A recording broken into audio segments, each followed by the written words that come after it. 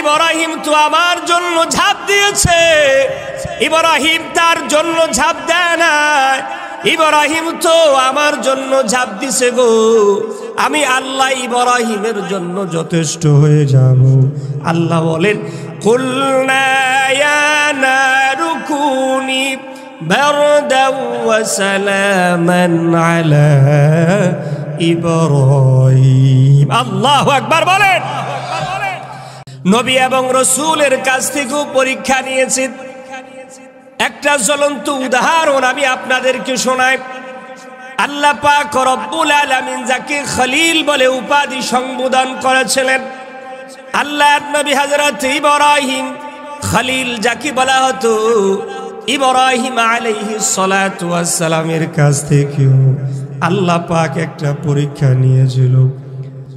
উল্লেখযোগ্য তিনটা পরীক্ষার মধ্যে 1 নাম্বার পরীক্ষা হলো আল্লাহর নবী ইব্রাহিম আলাইহিস সালাতু ওয়াস সালাম কি জালেম বাদশা নমরুদে যখন নাকি আগুনের মধ্যে নিক্ষেপ করে দিবে, এমন সময় ইব্রাহিমকে বলছিল, ইব্রাহিম রে তুমি তোমার রবের দাওয়াত থেকে ফিরে আসো, তোমাকে অগ্নিকুণ্ডের মধ্যে নিক্ষেপ করব না।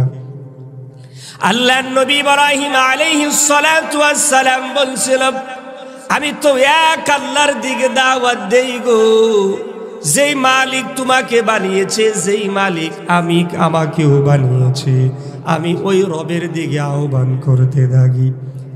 আমারে তুমি মারো কাটো যা করো না কেন, মনে রেখো এক রবের দিকে আমি আহ্বান করি, আমি তোমাদের কথা শুনবো না। যিনি আমাকে এই দায়িত্ব দিয়ে পাঠিয়েছে ওই রবের কথাই শুনবো, রবের দিকেই দাওয়াত দিব। আল্লাহর নবী ইব্রাহিমকে বলে, তাহলে তোমাকে তো আর ছাড়া যাবে না। ইব্রাহিম আলাইহিস সালাতু ওয়াস সালামকে অগ্নিকুণ্ডের মধ্যে নিক্ষেপ করে দিল। ইব্রাহিম আলাইহিস সালাতু ওয়াস সালাম একবারের জন্য বিচলিত হয় নাই, এই কথা বলে নাই আমারে তোমরা বাঁচাও, বলছে নাকি? বলুন না আপনারা, বলছে না? এই কথা বলে নাই, বরং ইব্রাহিম আলাইহিস সালাতু ওয়াস সালাম এক আল্লাহর উপরে ভরসা করে অগ্নিকুণ্ডের মধ্যে ঝাঁপ দিয়া দিলেন।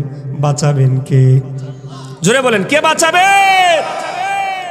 এই জন্য আল্লাহ পাক রব্বুল আলামিন কোরআনে মাজিদের মধ্যে জানায়া দেন, আল্লাহ পাক রব্বুল আলামিন বলেন, ইব্রাহিম তো আমার জন্য ঝাঁপ দিয়েছে, ইব্রাহিম তার জন্য ঝাঁপ দেয় না, ইব্রাহিম তো আমার জন্য ঝাঁপ দিছে গো।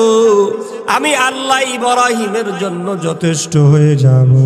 আল্লাহ বলেন কুলনা ইয়া নারু কুনি বারদাও ওয়া সালামান আলা ইব্রাহিম। আল্লাহু আকবার বলেন। আল্লাহ পাক রব্বুল আলামিন আগুনকে সম্বোধন করে বলেন কুল নারা।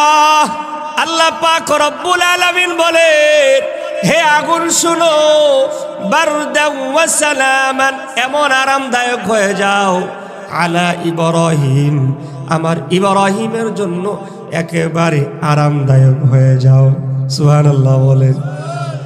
অগ্নিকুণ্ডের ভিতরে গিয়েও যেন আমার ইব্রাহিম যেন কোনো রকমের কষ্ট অনুভব না করে।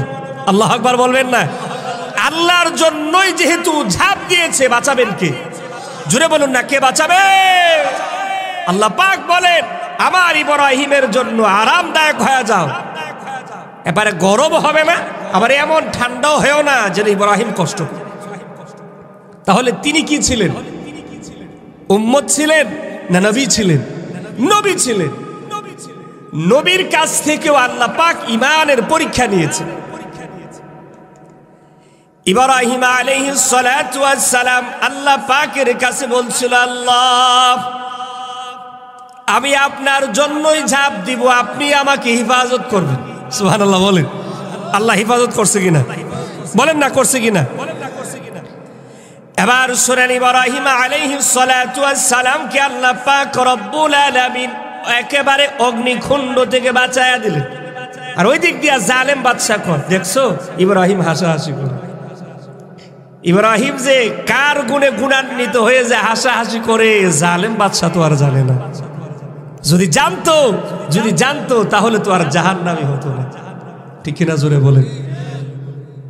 আল্লাহ বলেন, ইব্রাহিম যে আরামে আছো তোমার দেখে হিংসা করতেছি। নমরুদ তুমি যদি এতই আরাম দেখো জায়গায়, একবার আয়েশা দেখো। যদি মনে হয় যে এটা আরামের জায়গা, ইব্রাহিমকে আরাম করতেছে, তাহলে একবার ঢুইকা দেখো কেমন লাগে। একেবারে বিরান বানায় দিবে, ঠিক কিনা? কিন্তু আল্লাহর জন্যই যেহেতু ঝাঁপ দিয়েছেন, বাঁচালেন কে? আল্লাহ। এজন্য আমরাও যখন কোনো কাজ করব, আল্লাহর জন্যই যখন করবে, আমাদের এই কাজ থেকে উদ্ধার করবেন কে?